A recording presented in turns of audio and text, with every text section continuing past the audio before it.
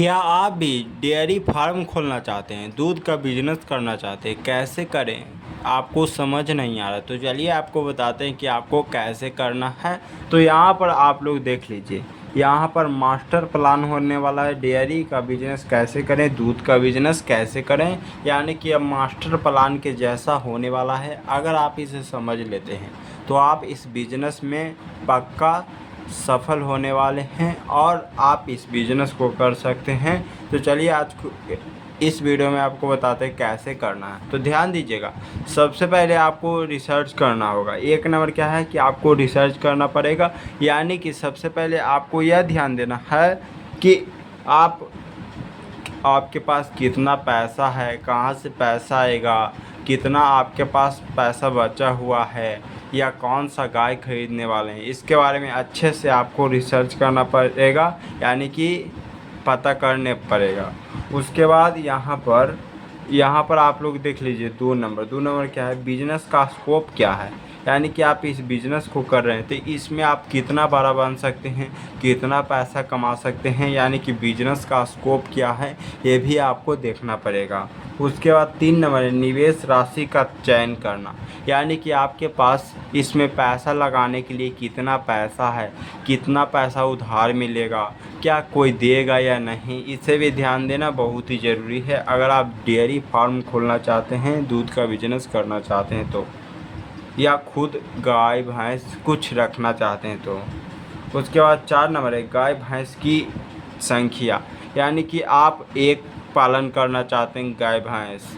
देखिए, सबसे पहले आपको जानकारी दे देते हैं, यह फार्मिंग सेक्टर, यानी कि ये फार्मिंग के ऊपर यह डेयरी फार्म आता है, यह बिजनेस आता है दूध का बिजनेस।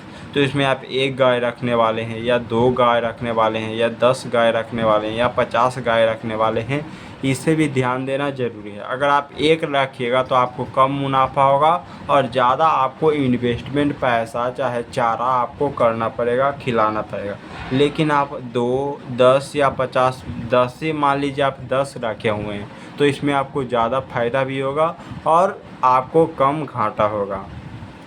उसके बाद यहाँ पर आप लोग देख लीजिए 5 नंबर क्या है, नस्ल और दूध, यानी कि आप किस तरह के नस्ल के भैंस लेना चाहते हैं। कुछ ऐसे नस्ल वाले भैंस होते हैं या गाय होते हैं जो बहुत ही ज़्यादा दूध देते हैं, तो इसे भी आपको ध्यान देना है।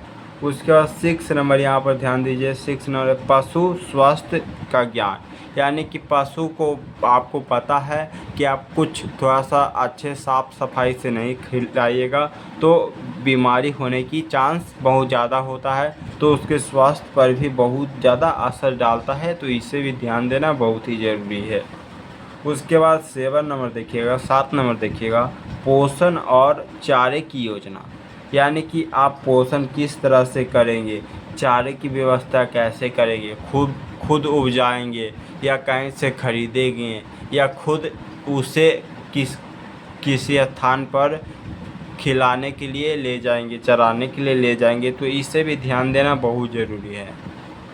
उसके बाद देखिए, आपका अगर डेयरी बिजनेस बड़ा हो जाता है तो उसमें आपको FSSAI फूड लाइसेंस लेना पड़ेगा, क्योंकि आपका डेयरी का बिजनेस है, यानी कि दूध एक प्रकार का खाने वाला चीज़ है, तो इसमें FSSAI लाइसेंस का नाम है जो आपको लेना पड़ेगा। देखिए, आप इस पर मत ध्यान दीजिए, अगर आपका टर्नओवर अगर आप साल में 20 लाख से ज़्यादा कमाने लगते हैं तो ही इसे लेना है, वरना ज़्यादा ध्यान इस पर मत दीजिए। उसके बाद इस पर आपको बैंक लोन मिल सकता है, कैसे मिलेगा ये भी बताएंगे, लेकिन आप लोगों को ध्यान यह रखना है कि बैंक लोन आपको अभी नहीं देगा। क्यों नहीं देगा? क्योंकि अभी आपको देखेगा बैंक वाला कि फ़िलहाल अभी अच्छा प्रदर्शन नहीं कर रहा है, बैंक वाला बहुत रिसर्च कर रहा है, उसके बाद आपको देगा।